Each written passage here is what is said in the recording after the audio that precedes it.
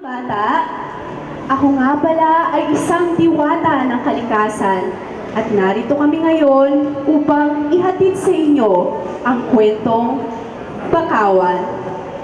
Ito ay isinulat ni Catherine Yu Untalan, Rina Ray De Leon Sarmiento, May Astrid Tobias, iginuhit ni Banzus Allen Bascon, at isinapublika ng Adarna. Ngayon, umpisahan na natin.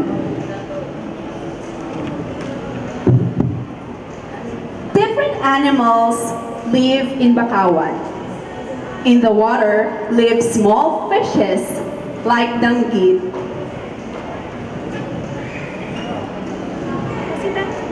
Ako si Danggit at ako ay isang uri ng isda na nakatira sa Bakawan. Under the roots, you can find talangka with hundreds of shrimps pushing against each other.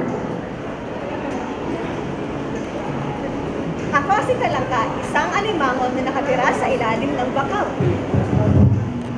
On the high branches of trees, birds like tagak build their nest.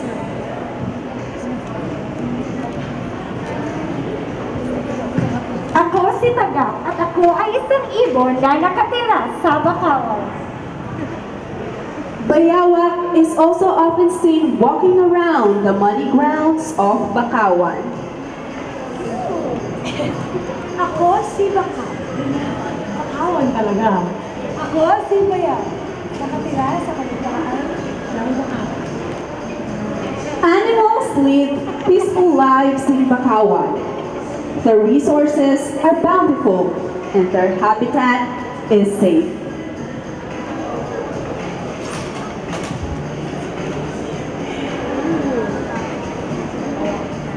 Among all the animals, Tagak is the most curious and most daring. He is fond of traveling and flying to faraway places, even to areas beyond the boundaries of Bakawan. He disappears for a few days, and his friends often worry about him. Every time Tagak returns home, the animals gather around him to listen to his stories.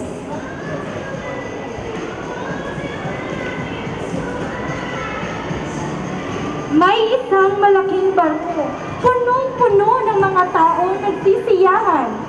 Tapos, malakas ang tunog. Papunta sila sa isang isla na may mas maraming tao na nagsisiyahan. At itinapon nila ito. And Tagak showed them a plastic bottle. Talangka pitched it. Bayawak bit it. Para saan naman ito? Asked Danggit. Nilalagyan nila ito ng tubig. Dito sila umiinom. Answered Tagak. Tubig? Pero napaliligiran tayo ng tubig. Bakit kailangang ibote ang tubig? Wondered Danggit. Tagak left for another journey. This time, he brought home a shiny plastic bag.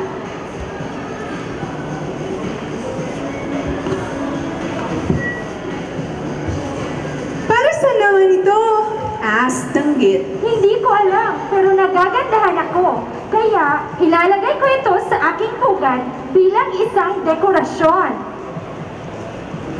One day, while the animals were talking, Bayawak arrived with a big gash on his tail. Anong nangyari sa iyo? Danggit worriedly asked. May nakita kasi ako yung dinala ni Tagak ng isang araw.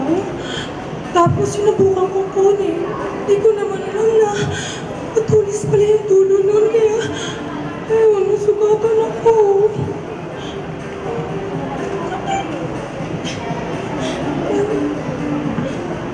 Nako, gaya din ang nangyari kay Danggit kahapon.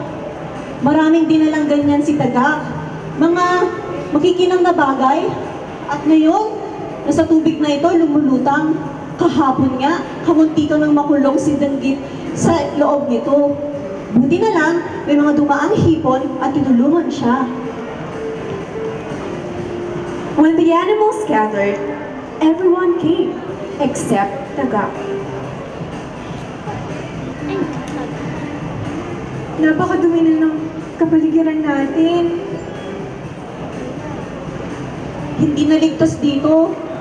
Hindi naman to ganito dati. Hindi siya ligtas tirahan. Napakadelikado na. Bayawak said as he showed his wounded tail.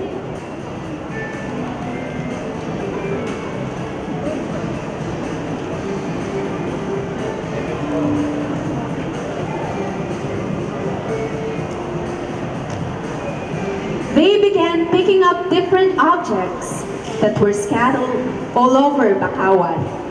They searched for something that could contain the bottles, plastic bags, and cans that they collected. They saw a big net and used it as a container. May sapatos doon. While they were picking up trash, Nakatayo. they saw something floating in the water. It was huge, with patches of white and black. They went closer. It was Tagak. He was unconscious, and his feathers were covered with thick, black liquid.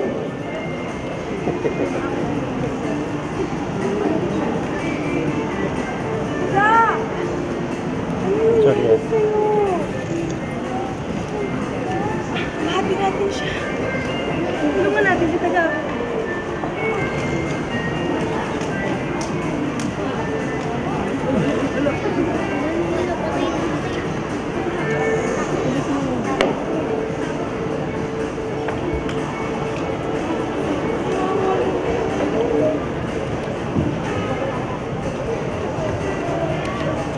The animals divided the responsibilities among themselves.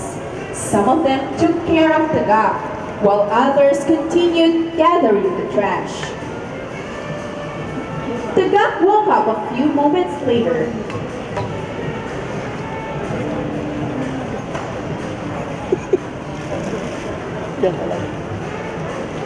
May nakita akong isang malaking barko. Tapos, may maitim na likido nasa gilid ng barko. Nilapitan ko. Sa papalapit na ako, dumikit yung likido sa akin. At hindi na ako makalipad. Sobrang bigat. Hanggang sa nawala na ako ng malay. The animals shivered from fear. They all thought that they should be careful of this black liquid. At last, the animals were able to gather all the trash scattered around Bakawan. They placed everything inside the net. The problem was, where would they bring all this? They carefully thought about it.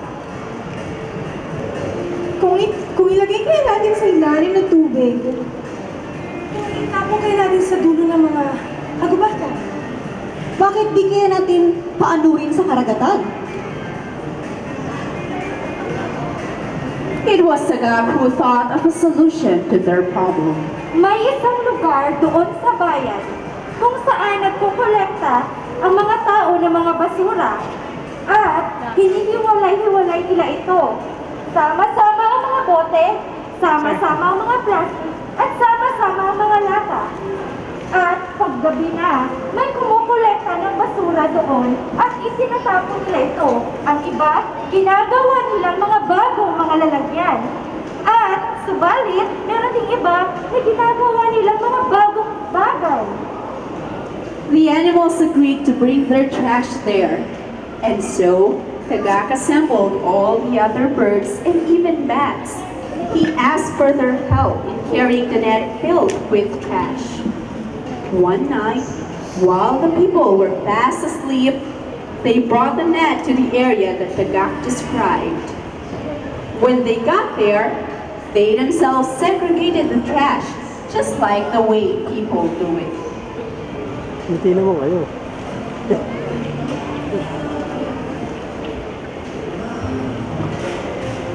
Papel sa papel, bote sa bote, at Plastic sa plastic. Alam niyo na ba, mga bata?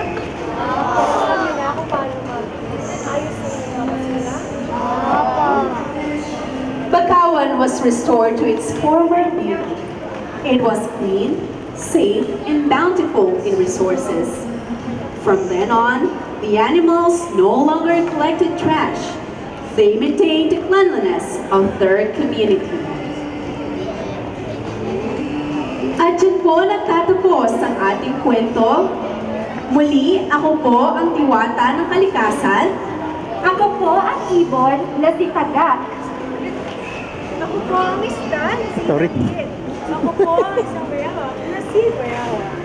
Ako ang isang alimango na si Salamat sa inyong pakikinig sa aming kwentong Bakawan.